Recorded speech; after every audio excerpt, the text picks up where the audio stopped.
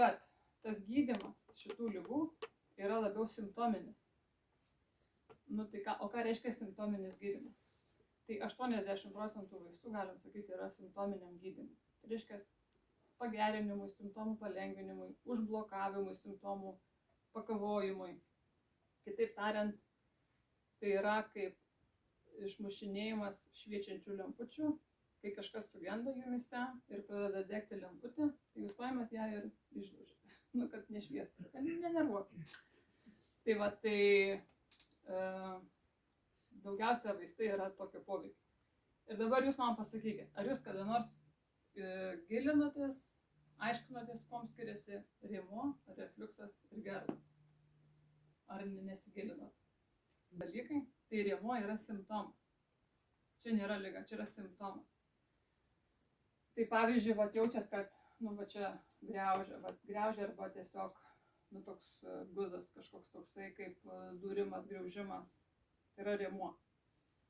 Refliuksas tai yra, gali būti, kad, nu, aštraus maisto, pavyzdžiui, tai gali būti visai ne dėl refliukso rėmuo. Nu, pavyzdžiui, aštriai pavalgyt, labai riebiai pavalgyt ir atsirado rėmuo sveikam žmogui. Va čili, sriubos tokios gerai čili suvalgykit, arba tą visą čiliuką ir pamatysit, bus rėmuo, nors jūsų visiškai sveikas žmogus. Refliuksas tai yra mechanizmas, tai jau visas yra mechanizmas, tai reiškia, kai rūgštis kyla į stemplę ir degina. Bet gali būti refliuksas ir be deginimo. Gali refliuksas būti, deginimas stemplės tai yra vienas tik iš simptomų, bet gali būti kosulys, gali būti balso stygos, užkimti balsas, jūs, pavyzdžiui, nieko nejausit jokio deginimo, o jums sakys refliuksas. Gali nosiaryklę išdeginti ir atsirasti, nu, pavyzdžiui, žmogus sakys, nu, man nuolatos sekretas iš nosies bėga, nors atrodo, nu, nėra slogos, neperšalo, bet, nu, sekretas. Ir jam išaiškins, apžiūrės, kad čia refliuksas. Nes jam naktį ten degina tą gleivinę ir ta gleivinė gamina daugiau sekreto. Tai netgi žmogus nejausdamas deginimo, gali būti tas refliuksas, kaip visas mechanizmas.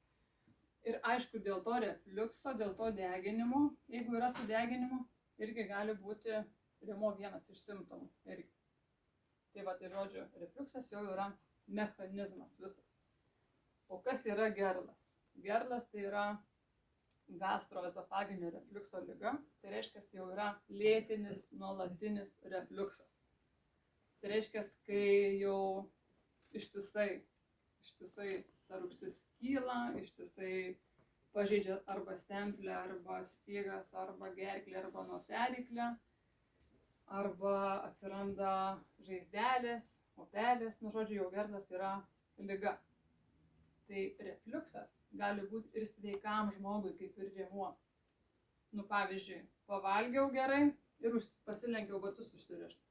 Ir man sukilo ta rūgštis, refliuksas. Nors aš esu sveika, jokių opų nėra, jokių problemų nėra. Arba persivalgiau, ar ne? Persivalgiau ir atsiguliau pagulėti, nes nu reikia pavirškinti. Irgi sukilo, bet ne jokia čia ne liga. Tiesiog persivalgymas. O gerlas jau yra liga. Tai važiuojam toliau. Bet jūs man dabar pasakykit, dažniausia priežastis refliukso ir gerlo. Ar yra per mažas rūgštingumas, ar per didelis rūgštingumas? Per mažas.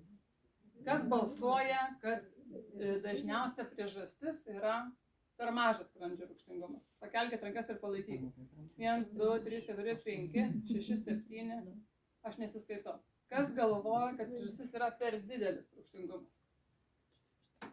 1, 2, 3, 4, 5, 6, 7, 8, 9, 10, 11, 12. Žodžiu, laimi. Laimi tie, kur per didelis, sako, ar ne? Vat ir ne. Tai dabar taip pasakysiu.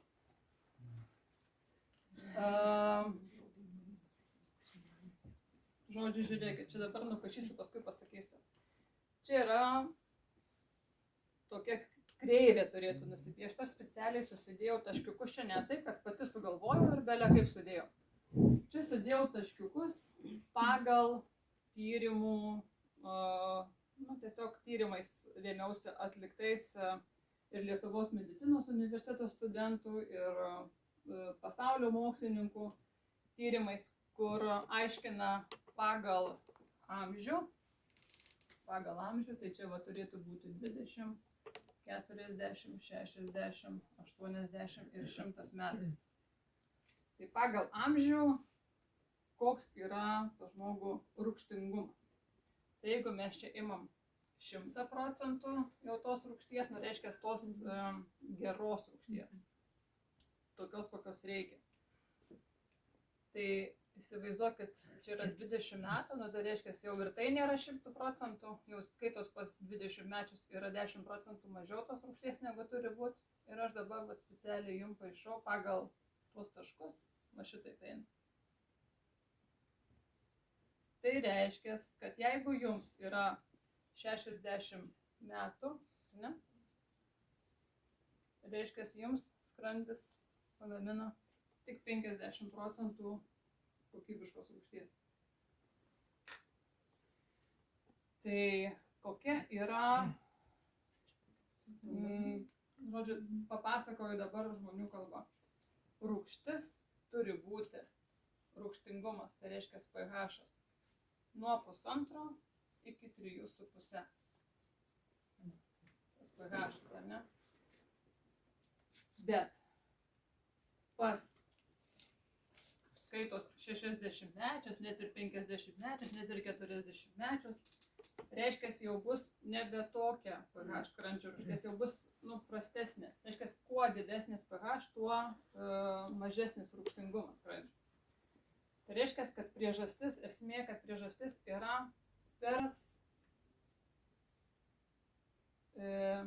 per mažai kokybiškos rūgšties.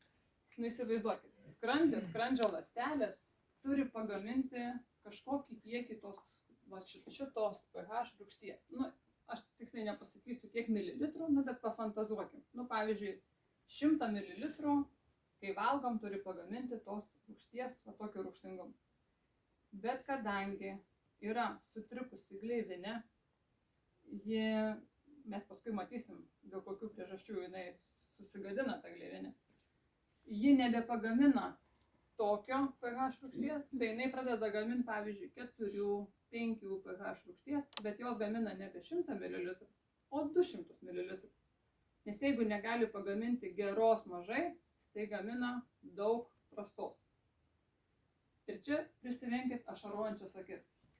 Ateina žmogus į vaistinę, nusiverkęs, šnekam, ašaros bėga, sako, man ištisai ašaros bėga. Aš negaliu nustoti verkti, ištisai man bėga tos ašaros, tiesiog ašaroja akis. Aš sakau, jums yra sausų akių sindromas. Žmogus galvoja, durna vaistinė. Nes kokios čia sausos akis, jeigu man ištisai ašaros bėga. Sausų akių sindromas, simptomas pagrindinis yra ašarojančios akis. Tai reiškia, jeigu akis negali pagaminti normalių ašarų, tirštų, tokių grinų ašarų, jos gamina tokį vandenį. Taip ir su skrandžiu. Jeigu negali tokios rūgšties pagaminti, tai gamina tokį, kaip sakyt, kompotėlį, kompočiuką. Ir va tas būtent kompočiukas, va tas praskiesta, ta tokia ne ta rūgštis, ji negali užkurti virškinimo fermentų. Pepsinogenas turi pavirsti į pepsiną, pepsinas jau skaido baltymą. Ir tada mes turėsime nevirškinimą. Bet aš nenoriu užbėgti už akių, tai aš viską žodžiu toliau. Čia mano skaidrės šiuolaikinės. Tai žiūrėkit, per mažai rūgšties, tai prisiminkite tas ašaras, tą kompotėlį, ar ne, vandenėlį. Per mažai rūgšties reiškia yra prastas virškinimas, nes neužsikūria fermentai, jie nesiaktyvuoja. Reiškia, maistas nesivirškina, o jisai rūgsta ir gaminasi dujos. Ir kai gaminasi dujos, tas skrandis mums atrodo toks pilnas, jis toksai, tas skrandis išpūstas. Jis toks atrodo, turite, ne, kažkas tą problemą. Toks atrodo kaip akmuo, toks išsipūtęs, toks, negeras jausmas. Ir tada tas spaudimas, jisai silpnina tą apatinį stemplės sfinkterį. Įsivaizduokit, tas, kur užsidaro, kai mes pavalgome, nuslenka stemplė maistas į skrandį ir tada tas sfinkteriukas jisai užsidaro tie varteliai. Bet jeigu yra skrandžio rūgštis netokio rūgštingumo, maistas rūgsta, kaupiasi dujos, skrandis pučiasi ir tada spaudimas į tą sfinkteriuką ir kas atsitinka, jisai atsiveria. Visiems aišku, ar ne? Ir tada rūgštis patenka į stemplę ir tada yra tas deginimas stemplės.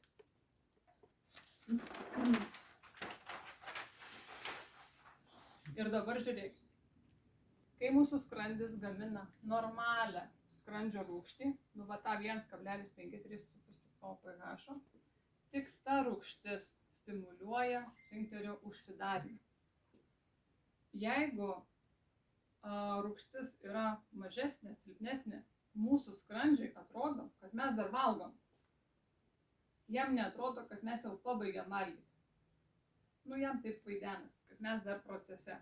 Ir dar tai vienas mechanizmas, kad dujos kaupiasi ir tą spaudimą kelia, ar ne? O čia antras mechanizmas, reiškia, kai rūgštis netokia, skrandžis įsivaizduoja, kad jūs dar vis valgot, kad dar pareis kąsnis.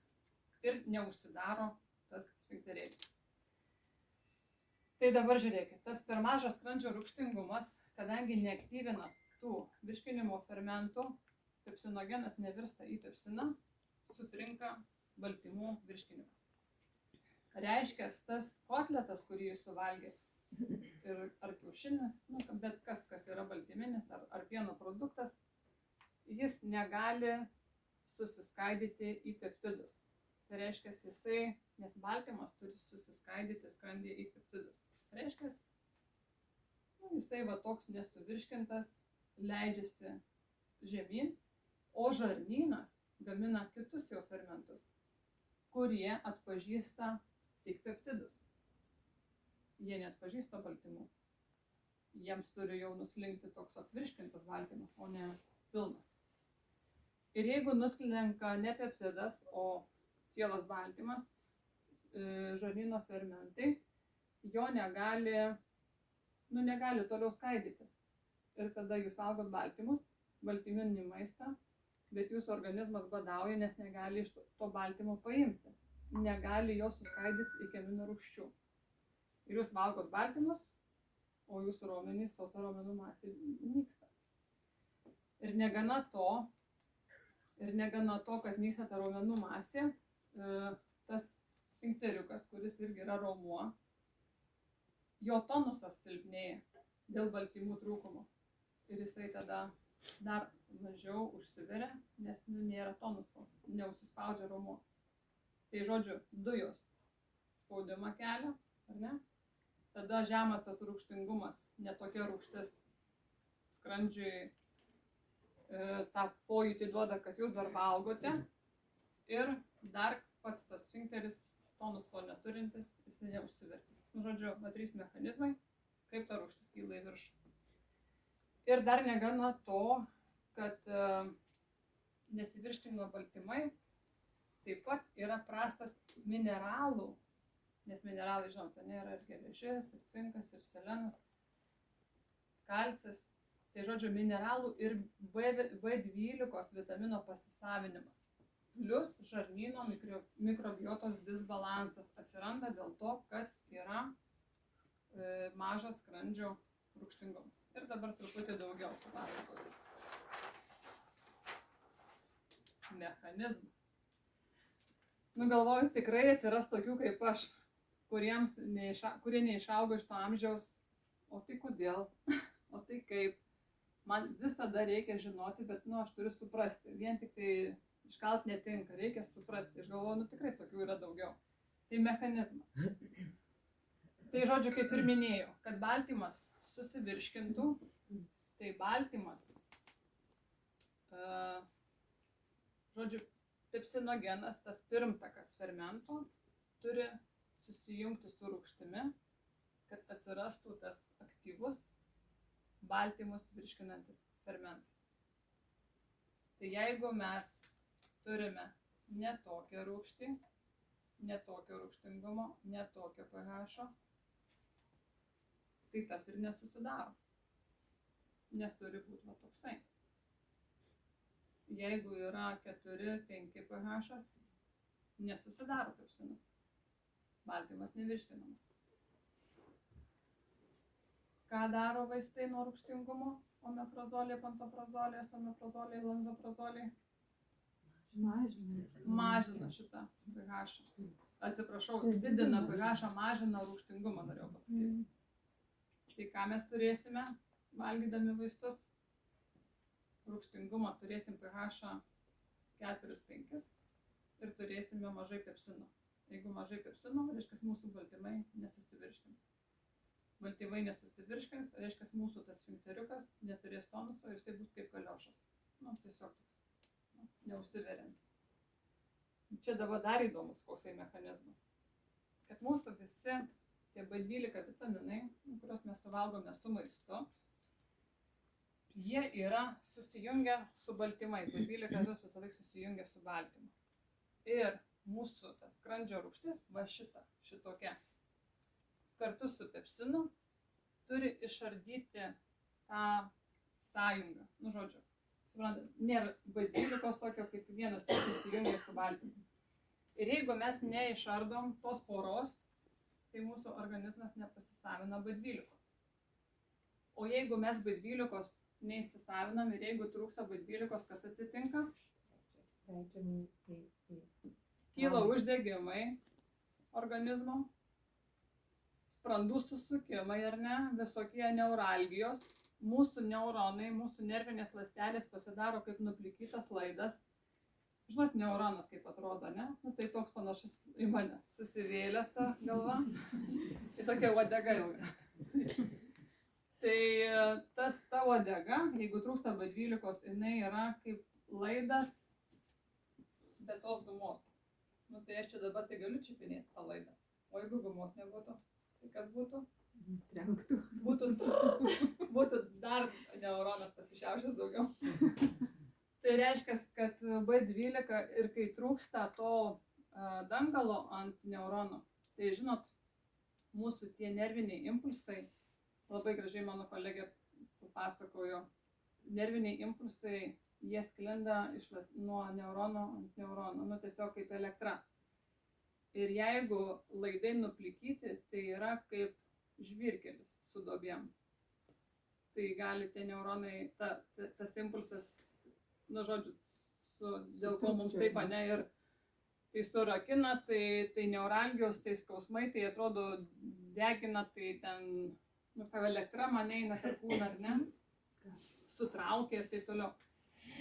Ir kada yra laidai neuronai su mielinu, su tuo dangalu, tai elektriniai impulsai sklinda kaip per plentą, kaip per asfaltą. Žodžiu, kaip per naujai suremontuotą kelią. Tai B12 reikalingas ypatingai nervų sistemai, homocisteino mažinimui, kad tai yra pavojingesnis dalykas už cholesterolį, homocisteinas.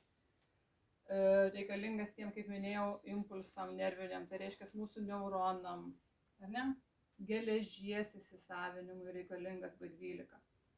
Bet kad mes įgautumėm, mums reikia šitos skrandžio rūgšties, va tokios, ir aktyvuoto pepsino. Ką daro vaistai nuo rūgšties? Pakartokime, ne? Pakeičia pH, sumažina rūgštingumą. Reiškia, mes turėsim B12 deficitą. Vitamino B12 turėsim trūkumą, amžiną, vartodami vaistus nuo skrandžio. Taip, ir ką noriu dar pasakyti, čia dar toks yra vidinis faktorius dar vadinamas. Žodžiu, čia visas mechanizmas. Kai tas B12 jau atsilaisvina dėka šitų, jam reikia dar susijungti su vidiniu faktorium klubinėje žarnoje, nuskaitos, kad įsisavintų. Bet kaip įdomiai, dabar galvoju, ar bus, ar jau nebus, jau pamiršau, ar rašiau, nerašiau. Bet jeigu ką pakartosim, kad tas vidinis faktorius irgi gaminasi tik tada, kai yra sveika skrandžio gleivinė. O su amžiumi jo gamyba mažėja. Žodžiu, bet jeigu B12 neišsilaisvina iš tos poros ir jeigu nesusijungia su vidiniu faktoriumi, nėra B12 įsisavinimo. Tai reiškia, mums reikia sveikos gleivinės ir tokios rūgšties, va tokios reikia rūgšties, nepamažintos. Toliau. Kaip sakiau, kad B12 deficitas gali sukelti mažakraujystę. Bet ta mažakraujystė dėka per mažo rūgštingumo gali kilti ir per kitą mechanizmą.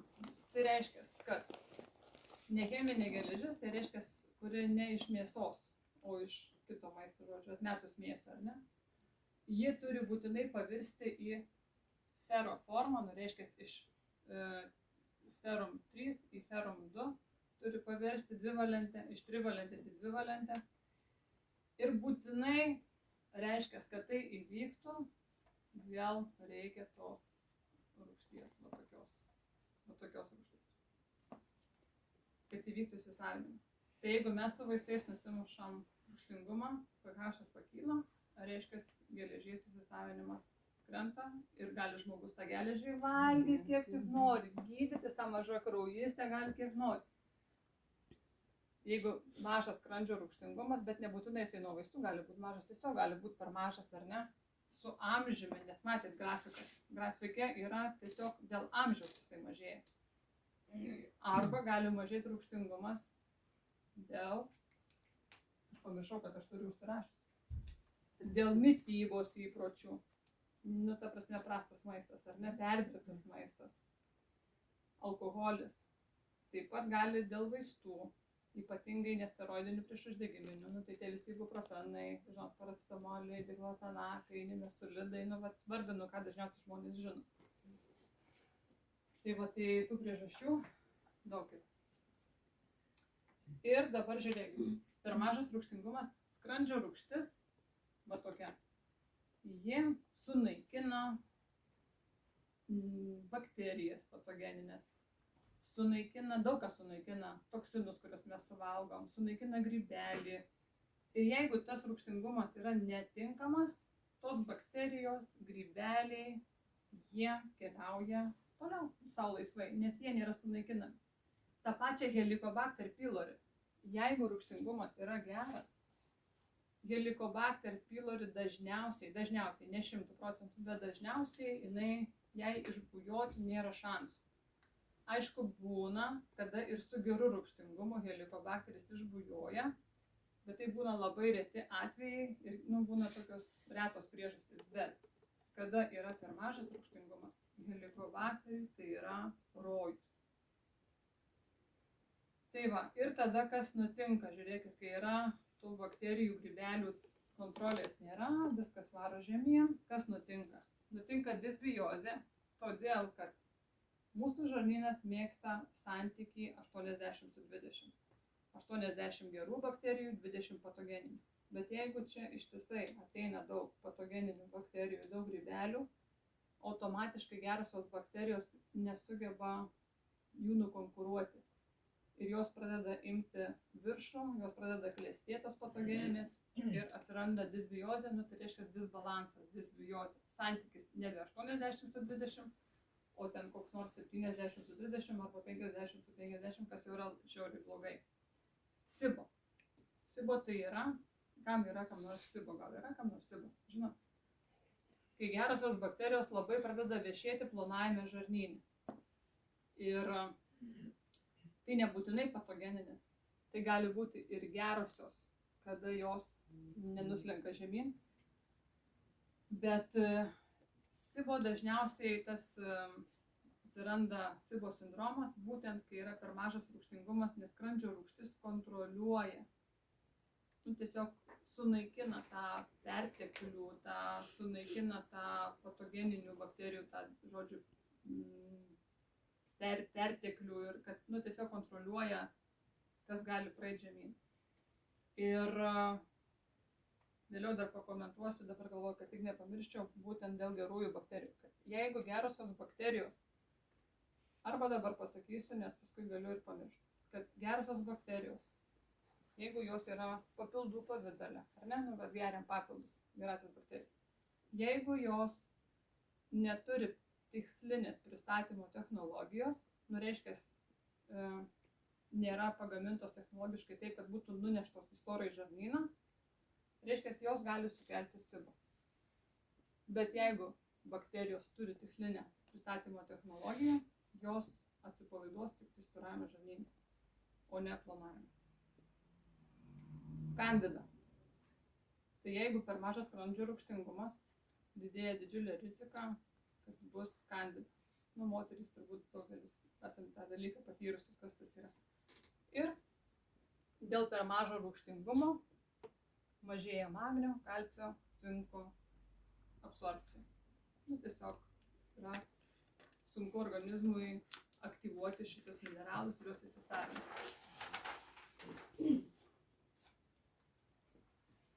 Tai pakartosiu, kad Helicobacter pylori tai yra bakterija, kurią mes laikome didžiausiu blogiu šiais laikais ir jau yra tokia kaip jau ir pandemija, darytis kraujo tyrimus ar testus ar ne, patiem ar tą žarną ryti. Tai iš tikrųjų Helicobacter pylori bakterija mes realiai galim sakyti turi iš 3-2.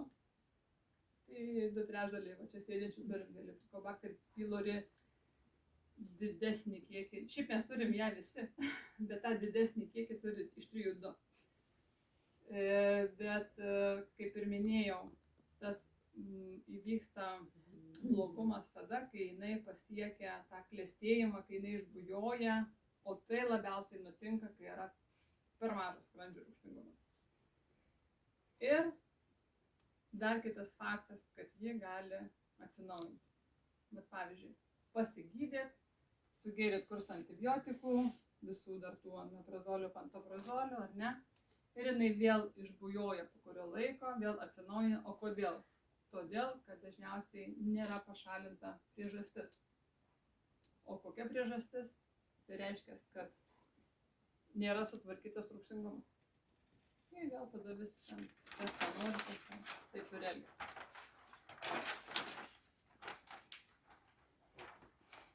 Gerai, toliau. Tai kokia ta skrandžio gleivinė gamina tą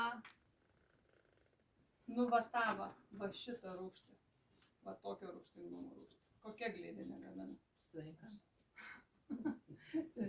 Jau visi mato, ar ne? Sveika. Jeigu, tai va kur yra esmė? Ne pasekmes, ne rūgštingumą mažinti, ne kažką didinti ar kažką mažinti, bet tiesiog turėti sveiką skrandžio gleivinę, o sveika skrandžio gleivinė ji pati pagamins jums tą reikalingą kokybišką skrandžio rūgštį. Tai reiškia, jeigu turime sveiką gleivinę, reiškia, mes turėsim reikiamą kiekį skrandžio rūgšties ir čia jau bereikalo rašiau žodžiu, kad rūgštingumas tas pH bus toks, koks reikia. Mums apie tai net galvoti nereiks. O kodėl ta skrandžio gleivinė pasidaro nesveika? Kas įtakoja? Kodėl? Tai gerai, turėsiu aš tą sveiką skrandžio gleivinę. O kodėl jinai pasidaro nesveika? Senatvė. Pasakykit. Kodėl? Žinau, maistas. Nu gerai, maistas vienas dalykas. Maistas vienas dalykas, reiškia, mes valgome daug, taip, žalingi įpročiai, taip. O stresas? Taip, stresas. Taip, o šitą, ar ne? O virusai? Taip. Kitaip tariant, oksidacinis stresas. Tai iš tikrųjų pasakysiu taip, kad gleivinė skrandžio nustoja būti sveika tada, kai jinai patiria dažniausiai arba tą mechaninį kažkokį pažeidimą, arba oksidacinį stresą. Oksidacinį stresą gali kelti chemija, tai reiškia maistas su chemikalais, gali kelti virusinės infekcijos, gali kelti stresas. Oksidacinį stresą gali keltas tiesioginis stresas, turiu galvoje, nervų sistemą, ar ne? Bet oksidacinis stresas tai nebūtinai surūgęs veidas, piktas žvilgsnis, rėkiantis žmogus. Ne. Oksidacinis stresas, pavyzdžiui, gali būti, dabar bandau stresą turėti, čia tokia įsišiepus visą laiką sėdėjo. Tai gali oksidacinis stresas kilti žmogui, kuris visiškai net neįtartum, kad jisai gyvenime atrodo niekada nepatiria jokio streso. visas atrodytų laimingas, su šypsena visada, kiek be matytum, visada šypsosi. Tai oksidacinis stresas tai nėra stresas, tas, kokį mes įsivaizduojam. Tai, pavyzdžiui, suvalgėt rūkytą dešrą ir jūsų skrandžiui jau yra oksidacinis stresas. Išgėrėt gazuotą limonadą, jau yra skrandžio oksidacinis stresas. Užsikrėtėt virusų kažkokio, pavyzdžiui, COVID-as dabar pas mus Gargžduose siautėja, tikiuosi neatvežiau. Tai oksidacinis stresas. Oksidacinis stresas labiausiai mūsų skrandžio gleivinę, galima sakyti, drasko, ardo. Man tai patinka taip aiškiai pasakyti, kad oksidacinis stresas tai yra kaip ugnis, tai yra kaip gaisras. Tiesiog įsivaizduokit, ką gaisras padaro. Nudegina. Tai va, tai kas dar degina? Galvok. Nu tai taip, žalingi įpročiai, jau kalbėjom, ar ne? Tai pereikime, kaip turėti tą sveiką skrandžio gleivinę. Kaip iš nesveikos padaryti į sveiką ir kad ta sveika gleivinė gamintų mums tą H-chlor 1,5-3,5 rūgštingumo ir kad tas pepsinas ten užsikurtų ir kad to vidinio faktoriaus netrūktų, ar ne, to kuris tą B12 sujungia ir taip toliau ir panašiai, ir kad mes toliau žydėtumėm kaip rožės. Tai maistinės medžiagos sveikam skrandžiui. Amino rūgštys.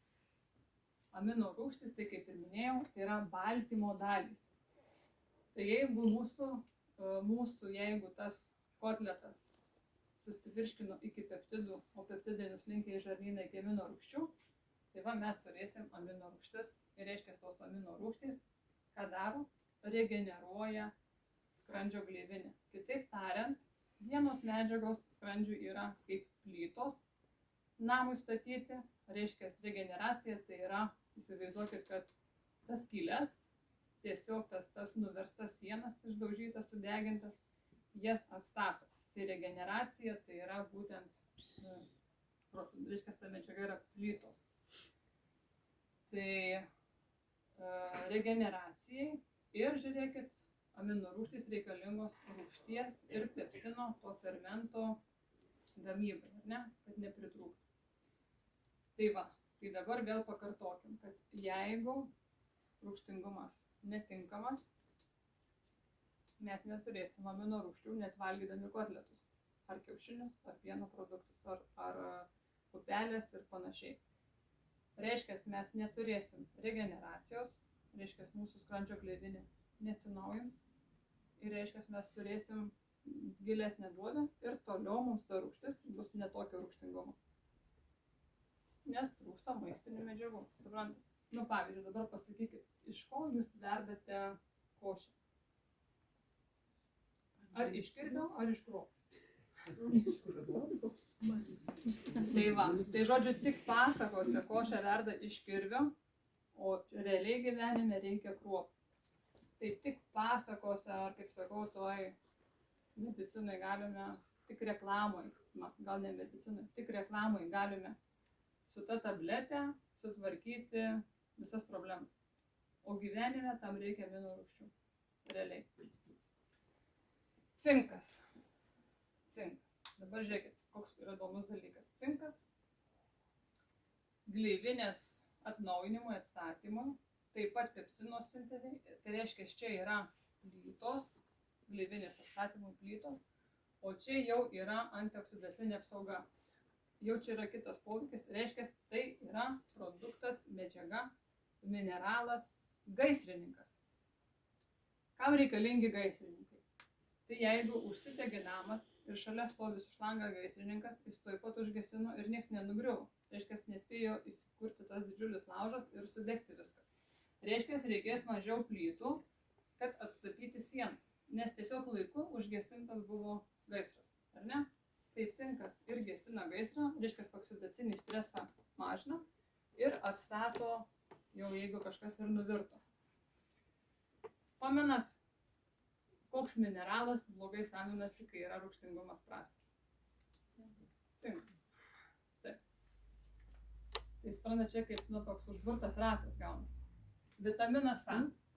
Vitaminas A gali būti, galima čia rašyti ir beta karotenas, nes iš morkos valgydami gaunam beta karoteną, kuris organizme paverčiamas į vitaminą A. Arba yra tiesioginių šaltinių. Bet jeigu žiūrėt apie vitaminą A, kodėl jisai užima tą trečią vietą, tai vėl palaiko epitelio ląstelių diferenciaciją ir gleivinės barjerą. Tai dabar čia yra medicininė kalba, dabar žmonių kalba. Mūsų skrandis susideda ne vien iš ląstelių, kurios gamina rūgštį. Jų yra visokių rūšių tų ląstelių. Bet yra tos paretalinės ląstelės, kurios gamina rūgštį. Ir jeigu, nes ne visada skrandžio rūgštingumas būna per mažas, kartais iš tikrųjų jisai būna per didelis. Tai reiškia, kartais jisai iš tikrųjų gali būti tas pH 1, kas yra jau per didelis. Reiškia, per matsni jau ta rūgštis. Tai reiškia, vitaminas A dalyvauja tokiame procese, kad skrandžio gleivinėje atsinaujintų, tiesiog diferenciacija, tai reiškia, kad būtų tiek tų ląstelių gaminančių rūgštį, tiek kiek reikia, ne per daug. Ir jeigu trūksta organizme vitamino A, gali padidėti skrandžio rūgštį gaminančių ląstelių. Ir tada tikrai tas pH sudarys vienetas ir bus tada jau per didelis rūgštingumas. O kadangi mūsų ir skrandyje, ir žarnyne yra ne vien tik tai gleivinė, yra dar gleivės, yra toks kaip barjeras tarp gleivinės ir tarp, kaip čia pasakyti, to vidaus ar ne, to maisto suvalgyto, ar ne, tos rūgšties pavadinkim. Taip, bet tarp rūgšties ir tarp gleivinės yra toksai barjeras, tokios gleivės. Tai vitaminas A taip pat dalyvauja tų gleivių sukūrime, kad ta rūgštis nedirgintų gleivinės. Tai reiškia, kad išvengiame opų. Ir žmonėm, kuriem trūksta vitamino A, yra rizika, kad bus opaligė. Reiškia, kai sako opa išsivystė opaligė, opa atsirado žaizda, ar ne? Tai tiesiog to barjero neliko. Rūgštis tiesiogiai degina gleivinę. Tai vitaminas A, beta karotenas. Toliau, tai čia nežinau, nei kaip čia skaityti, ar statybininkas, ar gaisrininkas labiau. Čia turim dar gaisrininką, vieną vitaminą E, antioksidantas. Ir vitaminas C taip pat yra antioksidantas. Tai reiškia gaisrininkas. Bet aš jokiais būdais nesakau jums tas rūgščios tabletės dabar įti ir gerti, ar ne? Tai ten tikrai tada bus žaizdų skrandyje. Mes vitaminą C turime gauti iš natūralių šaltinių, nes vitaminas C tai nėra vien tik askorbo rūgštis. Askorbo rūgštis yra ta rūgšti vitamino C forma, bet jų yra daug vitamino C formų. Ir kodėl pavyzdys, kodėl bulvė, turėdama daugiau vitamino C negu ten koks rūgštus vaisius, kodėl bulvė nerūgšti? Nes bulvėje yra askorbo rūgšties mažai, bet kitų vitamino C formų bulvėje yra labai daug. Ir jie vadinasi, tos kitos formos, bioflavonoidai, nes vitaminas C, ta natūrali askorbo rūgštis, jinai yra bioflavonoidas. Ir tų bioflavonoidų yra, viskas kaip mūsų čia sakė, jų yra daug. Tai askorbo rūgštis yra tik tai viena atšaka ir jinai duoda rūgštumą. Tai jeigu mes dabar pasiklausę tos paskaitos, bėgam į vaistinę nusipirkti askorbo rūgšties, kurį cepelinus dedam, ar ne? Tai opa tokia jau tikrai grėsia žmogui, kuris turi jau ir taip kokį skrandžio pH, tarkim. Nesakys, gaisrininkas sakė, nusipirkti reikia. Ir tada sudega visai viskas, skylė atsiranda skrandyje. Toliau. B12 ir folatai. Tai folatai tai yra natūrali folio rūgštis, iš maisto folatas. Tai jau yra ir B12 ir folatai yra statybininkai. Atstato, regeneruoja pažeistą gleivinę. Tai reiškia, kad vėl būtų ta rūgšties gamyba tokios rūgšties, kokios reikia. Karotenoidai. Kas yra karotenoidai? Tai mes jau vieną girdėjom pavadinimą, beta-karotenas, ar ne? O tų karotenoidų irgi yra visas sąrašas. Jų yra keli šimtai, bet mums skaitos ypatingai svarbu gauti yra 15 karotenoidų. Ir karotenoidai tai yra žmonių kalba, tai yra pigmentai. Ir tie pigmentai nudažo mūsų daržoves, visus uogas raudonais ir oranžiniais dažais, spalvomis. Tai yra pomidorai, paprikos, morkos, persikai, moliūgai, ar ne? Tai yra karotenoidai, braškės. Tai ką jie daro? Gleivinės epitelizaciją skatina. Tai vėl ta regeneracija, atsinaujinimas, epitelizacija. Tai reiškia, jeigu yra erozijos, žaizdelės, opos, tai reikia epitelizacija. Ir tai yra gaisrininkai, medžiagos antioksidantai nuo oksidacinio streso. Toliau, omega-3 riebalų rūgštys. Tai yra žuvies taukų veiklioji medžiaga. Taip kaip kompote slyvukai. Tai reiškia, yra žuvies taukai, tai yra taukai. Bet kartais būna žuvies taukai be omega-3 riebių rūgščių. Pavyzdžiui, jūs valgote iš parduotuvės, iš prekybos centrų nusipirktą riebę žuvį, pavyzdžiui, kokią nors lašišą, ar ne? Bėga tie taukai jau tikrai per smakrą varva, vienas riebalas, bet ten omega-3 riebių rūgščių gali būti pėdsakas, jeigu tai yra ūkyje užauginta žuvis, o jos tikrai prekybos centruose yra užaugintos ūkiuose. Bet jeigu valgome laukinę žuvį, jinai minta kriliais, o ne kombikormu. Ir reiškia, jinai žuvis, kai valgo krilius, susiformuoja omega-3 riebiosios rūgštys. Tai ne taukas, tai yra omega-3 riebiosios rūgštys, veiklioji medžiaga. Tai va šita veiklioji medžiaga mažina uždegimus, nes kyla uždegimai, kada yra pažeista gleivinė. Ir aišku, palaiko gleivinės struktūrą. Tai šiais laikais žmonės tikrai yra apsišvietę.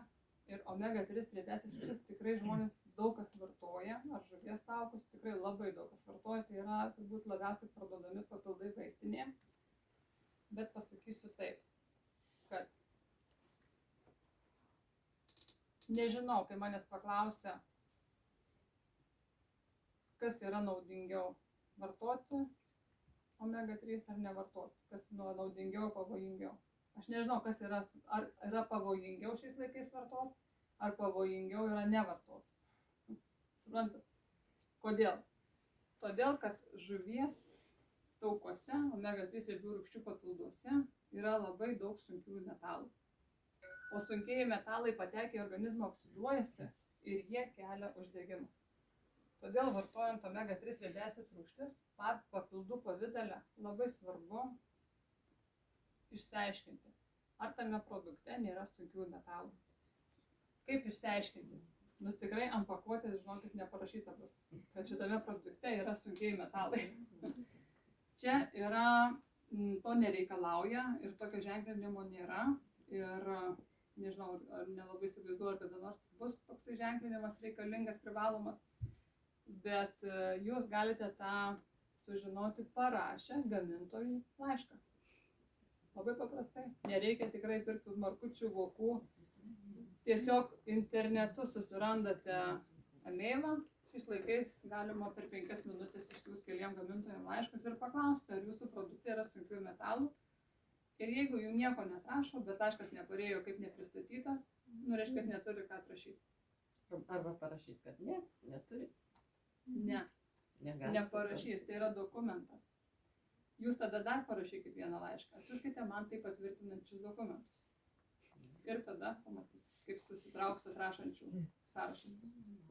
Aš tą darbą esu padarius, šitą namų darbą. Aš paskui pasakysiu, kodėl. Tai žinokit, tai ir nulėmė mano apsisprendimą, ką vartoti. Nes aš vaistiniai tai tikrai esu apsistačius žuvies taukų buteliukais iš visų pusių. Tai dabar jūs mums rekomenduojat vartoti ar nevartoti. Tai va toj papasakosiu. 10 produktas, kuris padeda palaikyti sveiką skrandžio gleivinę, tai yra skaidulos. Ne produktas, o medžiagos, ne taip pasakiau. Medžiagos skaidulos. Tikrai yra didžiulė bėda, kad mes valgome mažai skaidulinio maisto. Ir tas tiesiog turinys, jisai blogai slenka. Reikalingos skaidulos, kad kaip šluota, kad dėl turinio slinkimo. Mes dar nežinau, dar mes gal daugiau valgom, bet vaikai, žiūrėkit, jie nori batono su uogiene, ne, jie tikrai nenori daržovių, jie tikrai nenori kopūstų graužti, morkų graužti, jie nori geriau saldainį, sausainį. Mažai skaidulinio maisto turinčių produktų daugiausia vaikučiai valgo. Toliau, sieros junginiai. Tikrai ne sieros rūgštis. Sieros junginiai tai yra medžiagos, kurių daug yra svogūninių, česnakinių, šeimos daržovių sudėtyje. Ir tie sieros junginiai, jie slopina Helicobacter pylori augimą ir slopina uždegimą. Tai reiškia, mes turime gauti su maistu ar papildų pavidalo sieros junginių, jeigu norim turėti sveiką skrandį, sveiką gleivinę. Ir kitos naudingos skrandžio gleiviniai medžiagos. Tai va jau matot, kad atsirado ir selenas, ir vitaminas D. Čia yra gaisrininkas, čia yra prieš uždegiminis, čia irgi reikalingas skrandžio rūgšties gamybai ir probiotikai, kad nebūtų disbiozės. Hipokratas yra pasakęs labai daug visokių filosofinių sakinių, vienas iš jų yra maistas gydo, maistas susargina. Kaip ten tas yra, dar vienas pamiršau, aš naudoju labai dažnai savo paskaitose. Tegul maistas būna tavo vaistas. Ir aš tada po truputį pradėjau mąstyti, kad man reikia gero maisto. Man reikia pradėti labai sveikai maitintis, atsisakyti visų nesąmonių, aš jau ir taip nemėgdavau, daug nevalgydavau. Nors tikrai buvau bulkučių fanė tuo metu, bet, žodžiu, aš tada sakydavau, aš tai miltinį. Miltinį ten. Skryliai, makaronai, blynai, ką darysi, va, miltinis, toks genas. Tai va, tai žodžiu, o pasirodo, čia ne visai nei aš miltiniai, nei čia genai, čia buvo tiesiog chaosas, disbalansas, bakterijų ir taip toliau. Aš dabar tų miltų tikrai galiu ir be jų gyventi. Tai tas genas kažkur nudingo, reiškia, ar ne? Tai va, tai ką noriu pasakyti, kad tas domėjimasis, kad reikia dabar kažkaip sveikai pradėti valgyti. Pradėjau skaityti knygas, kad jeigu tu suvalgai kilogramą, tarkim, kopūstų, tu gauni tiek C, tiek ten to mineralo, tiek to vitaminų. Žodžiu, jeigu suvalgai sveikų grūdų su visom lobelėm 100 gramų, tai tu gauni to tiek. Bet per dieną tau reikia va tiek ir tu supranti, kad 100 gramų jeigu suvalgai, tai aš negaunu visos 100% ten, ko man reikia. Man reikia suvalgyti 200 gramų. Bet toj knygoje rašo, jeigu jau sergi, dozės turi būti terapinės, reikia dauginti iš 3-5 kartų. Tai galvoju, tai tų daržovių gavos prie mano ligos 5 ar 3 kibirai, pagal tą vertę, tų grūdų ten gavosi kilogramas. Atsimenu, jaučio širdies, kur ten turi labai, ko man reikia, žodžiu, gavosi kilogramas į dieną. Žuvies ten vėl, žodžiu, kad aš supratau, kad aš turiu suvalgyti kiekvieną dieną kaip karvė tiek visų žalumynų ir kaip 5 vyrai tiek normalaus maisto. Tai tada klausimas, o kalorijų, tai kaip aš atrodysiu? Tai kaip tiek suvalgyti, kada tiek suvalgyti, kaip sukišti viską į save. Nes reikia, kai sergi, reikia tų dozių. O aš tai natūralistė. Mano šeimoje žodis papildas. Žodžiu. O tai va, tik pasakai. Tai va, tai buvo. Ir ką, bet kai esi su tokiam ligom ir dar kai vaikas gimsta be sveikatos, tai pradedi kažką judėti po truputį. Tai po truputį, tai žinot, kaip judėti. Tai nelabai matos, kai judė. Ir kai vieną dieną mano vaikučiui 2,5 metų iš paprastos vaikiškos ligos, angina, tokia atrodo, angina, ne, tai kas ta angina? Įvyko žaibinė komplikacija bakterinė, žinot, esate girdėję, kai nueina, pavyzdžiui, į širdį, į inkstus, į sąnarius. Inkstus, jeigu nueina, tai gali būti baigtis inkstų transplantacija, jeigu į širdį, tai gali sukelti širdies raumens uždegimą ir iki mirties, paskas baigtis mirtimi, o jeigu į sąnarius, tai yra bakterinis artritas. Tai mano sūnui buvo 3 variantas ir mano 2,5 metų sūnus atsiguli ant patulų. Sustingo jo visi sąnariai nuo visos kojos sustingo. Nuo klubo iki pirštų galių. Didžiuliai skausmai, aukšta temperatūra. Tiesiog, man atrodo, kad gyvenimas mano pasibaigė. Valgyt absoliučiai jisai buvo, jau seniai nevalgantis. Tai tuo metu, kai jau susirgo ir 40 buvo 1 laipsnis temperatūros, žinot, tas rusiškas termometras gyvsidabrinis, jis būdavo pilnas. Ir nieko nepadarom. Mano mama gydytoja, aš pati vaistininkė. Visur vaiką vežam, nieko nepadarom. Antibiotikai 1, 2, 3, nieko nepadarom. Kaip tuos 3 kibirus, gerai, vaikui kibirų būtų užtekę. 2,5 metų. Jis vaikas. Kaip suduoti tuos visus amino rūgštis, tuos cinkus, tuos karotinoidus, tuos omegas, kaip viskas sukišti. Ir tada supranti, kad vienintelis būdas tai yra maisto papildai.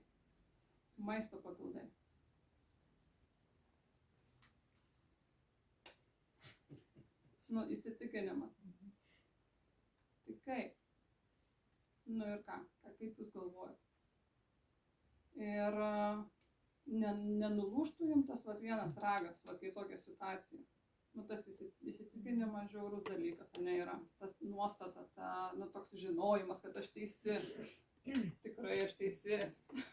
Šalin visi platintojai. Ir įsivaizduokit. Ir tada aš prisiminiau vieną žmogų, kuris man pusę metų sako, Eglė, duok tam savo vaikučiui, duok tu jam tam vargšiukui savo, kur tie karotinoidai, nematau rytelę, tu išgeri. Tai žodžiu sako, duok tam savo nedukui tuos papildus. Bet tai ne. Taigi čia įsitikinimai, didžiausia viską patirtis, vaistininkė, vaistinės vedėja, didelės vaistinės Klaipėdoj, ne kokio Jurbarko, žinot, nesvarbu ten. Tai, ir ką. Ir skambinu tam žmogui, sakau, arba atneši valandos bėgi šiandien žodžiu, arba nebereiks rytoj. Ir ką. Ir aš pradėjau duoti šitus maisto papildus savo 2,5 metų vaikui. Ir žiūrėti, ar jis kvėpuoja. Iš tikrųjų, nuoširdžiai pasakoju. Nes aš nežinau, ką aš duodu. Aš daviau iš tikrųjų, man atrodė, kad blogiau jau būti nebegali. Ir aš daviau tą papildą dėl to, kad aš tikėjau, kad ta moteris, kuri man 1,5 metų jau siūlo, kad ji tikrai žino, ką siūlo ir kad jinai tikrai nenori nunuodyti mūsų ir nužudyti mano vaikučių, nes jinai jo teta. Ir žinot, ir tada ilgai laukti rezultatų nereikėjo, aišku, čia savaime suprantama, kadangi reklama tai turi gražiai viskas pasipasakota, ne? Nieko, ne, aš jums neperdėsiu, jūs tiesiog su savo jautimu, jūs mane jaučiate. Žinot, kai būna, gali tylėti, gali šnekėti, gali ten pasakoti, bet žmogus nedurnas. Jūs jaučiat, ar aš čia skiedžiu, ar aš iš tikrųjų iš širdies pasakoju. Tai kam atrodys, kad iš širdies, tai tos informacijos gausit dar belė kiek ir bet kokios jums reiks, apart tų gerlų, refliuksų ir taip toliau. Tai jūs tiesiog reikit po renginį ir pasakykit, kad man įdomu ir mes padėsim jūs į tokią grupę, kur galėsit tiesiog toliau žiūrėti įrašus ir taip toliau atvažiuoti į tokius renginius, klausyti. Niekas prie jūsų nepristos, neprisikabins, nes aš tiesiog ir pati taip nedarau ir jokiais būdais nepaturiu niekam taip daryti. Nesakau, kad neleidžia, aš nesu kažkokia čia direktorė, kuri gali leisti ar neleisti.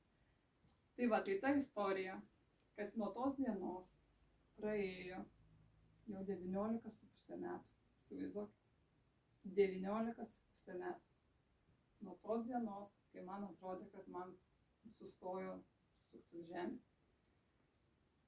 Ir klausimas dabar, kaip galvojat, kodėl aš būdama vaistininkė, gyvendama vaistinėj tarp papildų, kodėl 19,5 metų vartoju Neolife kompanijos maistinės medžiagas. Iš tikrųjų, padėk nepakenkdamas ir savo, ir kitam. Taip, tai veikia, padėjo, nepakenkė.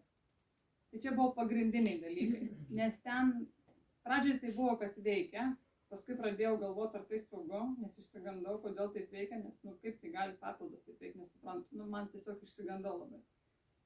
Pradėjau tikrinti. Ir kas dar? Kodėl 19,5 metų vartoju? Todėl, kad visos šitos maistinės medžiagos, kurias aš jums suvardinau, yra iš maisto grandinės. Čia nėra sintetiniai vitaminai ar mineralai ar maistinės medžiagos, tokie kaip omega, karotinoidai. Viskas yra iš maisto. Tai reiškia, jeigu mes turim vitaminą E, tai yra iš kviečių gemalų aliejaus. Jeigu turime omega, tai yra be sunkiųjų metalų ir yra dokumentas patvirtinantis, atsiustas dokumentas. Tiesiog, žinot, kas yra dokumentas. Tai yra teisinis dalykas. Toliau, vitaminas C. Tai yra bioflavonoidai. Tai yra ne vien tik askorbo rūgštis. Tai yra visos vitamino C, ne visos, kaip sakyti, kelios vitamino C atšakos rūšys, kaip pavadinti, vitaminas C, askorbo rūgštis ir dar kiti bioflavonoidai. Jeigu magnis, tai yra iš ridikėlių, iš burokėlių, jeigu sieros junginiai, tai yra česnakai, svogūnai, porai, tai yra viskas iš maisto grandinės. Tai reiškia, jeigu aš suvalgau vitamino C tabletę, tai tas pats, kas aš būčiau suvalgius porciją vaisių, daržovių ir uogų. Tai yra nesintetinė forma. Tai reiškia, man nepragriauš skrandžio, man nesukels šalutinių poveikių, man nesukels oksalatinių akmenų, dar kažkokių dalykų. Ką aš dar norėjau parodyti? Skaidulos. Jeigu nevalgau skaidulinio maisto pakankamai, skaidulų sukramtau, kurios irgi yra iš natūralių šaltinių. Viskas yra iš natūralių šaltinių, iš maisto grandinių. Atsimenat, kai sakiau apie bakterijas. Tai šitos bakterijos turi tikslinę pristatymo technologiją. Ir kiekviena bakterija turi, kiekvienas grūdelis turi apvalkalą gelinį, kuris atpalaiduoja bakteriją tik ten, kur reikia. Reiškia, mes neturėsim SIBO sindromo. Kas yra, šiais laikais yra jau labai populiarus dalykas.